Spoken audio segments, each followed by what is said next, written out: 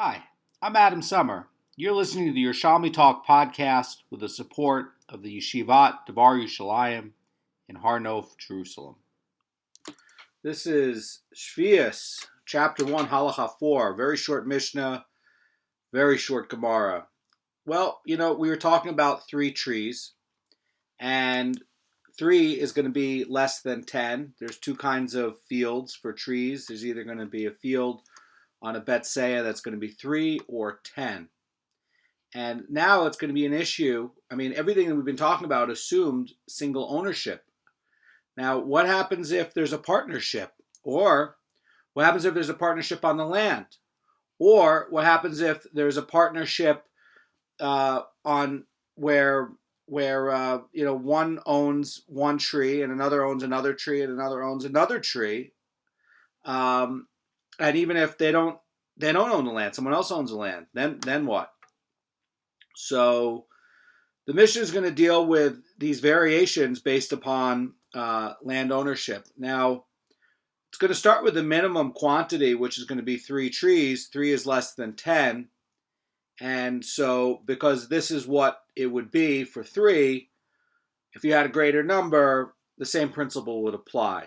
Okay? Mishnah starts off, it says, even if the 3 trees belong to 3 people, they combine to form a field of trees, and thus one may plow the entire Betsaya on their account. So again, what this is saying is one person owns a tree, another person owns a tree, and another person owns the tree.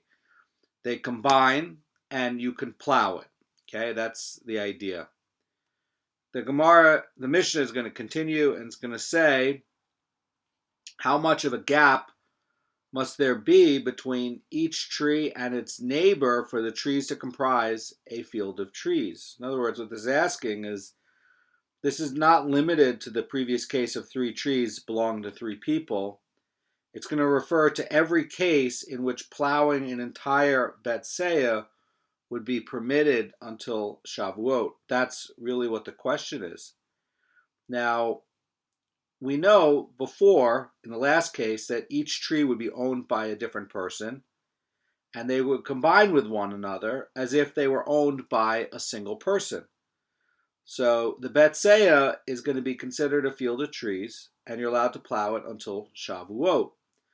But what about this other question? How much of a gap must there be between each tree and its neighbor for the trees to comprise a field of trees? And Rabban Shimon ben Gamliel says, the gap must be wide enough for a team of cattle to pass through with its plowing implements. So again, this is going to be a pair of oxen. They're going to be yoked together, and it's going to pull a plow. And they have to be able to pass between these trees. And if the trees are going to be more densely concentrated, then eventually they're going to be uprooted and planted somewhere else, because they're not going to constitute a field of trees, first of all. And second of all, they're not going to produce the amount that they need. And so on one hand, it's not going to produce enough. On the other hand, it doesn't fulfill this other requirement of being able to pull a plow through there. And then you have this other issue of when would you be able to plow the field. So if the entire field is going to be viewed as a white field, which is a grain field, it can't be plowed at all after Pesach.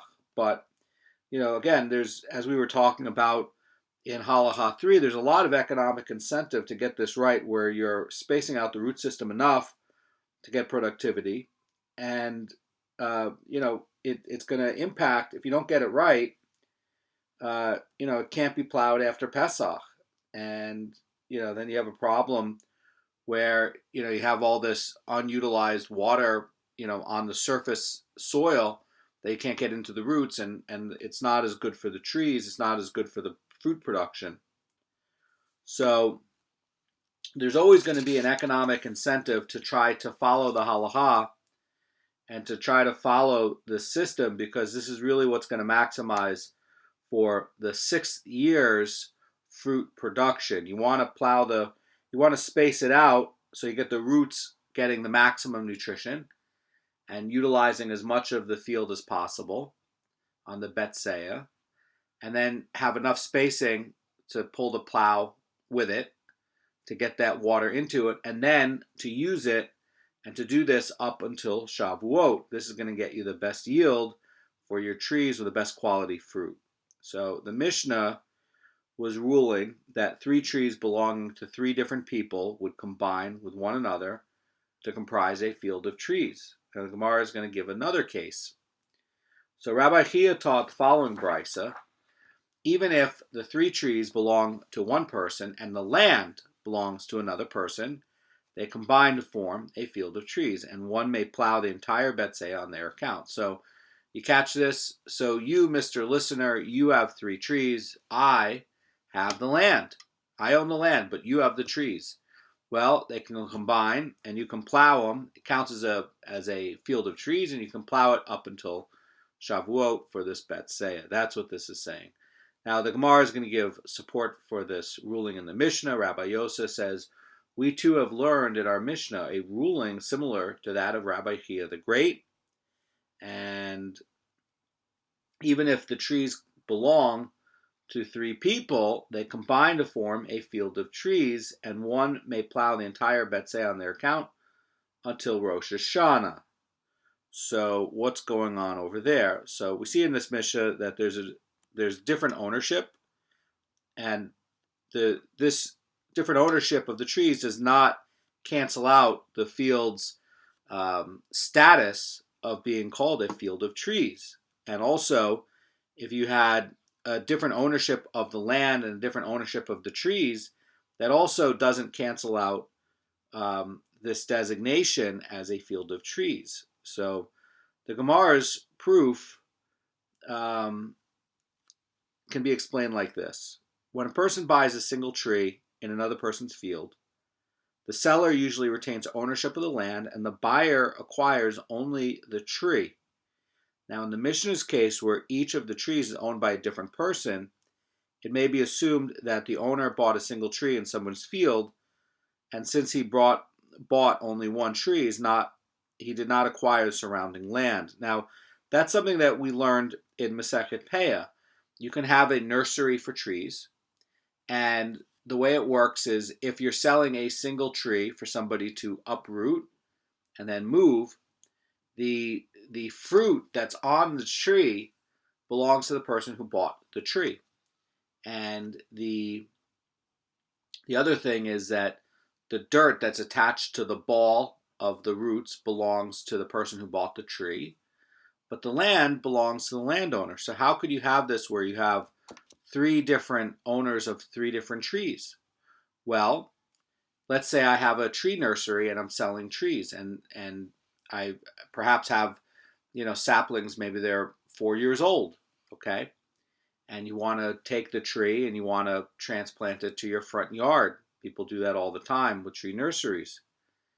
And what happens is maybe I've sold the 3 trees on the betsei to 3 different people. They're going to come, they're going to uproot it, and they're going to transport it.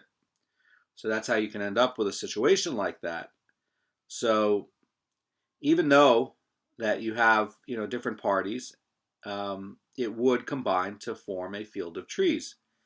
And also, even if you had different ownership of the trees and different ownership of the land, it's still going to combine to form a field of trees. In other words, the land and the trees do not need to be owned by the same person. Now, I want to explain about the Rosh Hashanah thing. So the Gemara adds the words ad Rosh Hashanah, which means until Rosh Hashanah. That's not in the Mishnah. So according to this Gemara, it seems that this particular field, which contains 3 independently owned trees, may be plowed on in the entirety, even until Rosh Hashanah. Now, that's very odd because trees that were owned by just one person would be plowed until Shavuot. So why should the law be more lenient for 3 owners? And I want to look at the Rosh Cirilio to help us to understand this. One way to look at it, according to the Rosh Cirilio, is that he's saying that after Rabban Gamliel's enactment, all fields may be plowed until Rosh Hashanah, and there's no need to say that 3 independently owned trees must combine in order for the permit to take effect. So that's going to be the idea there. And that's going to conclude Halacha 4, and into Halacha 5, which is going to have a lot about oral law and traditions from Har Sinai. Have a great day.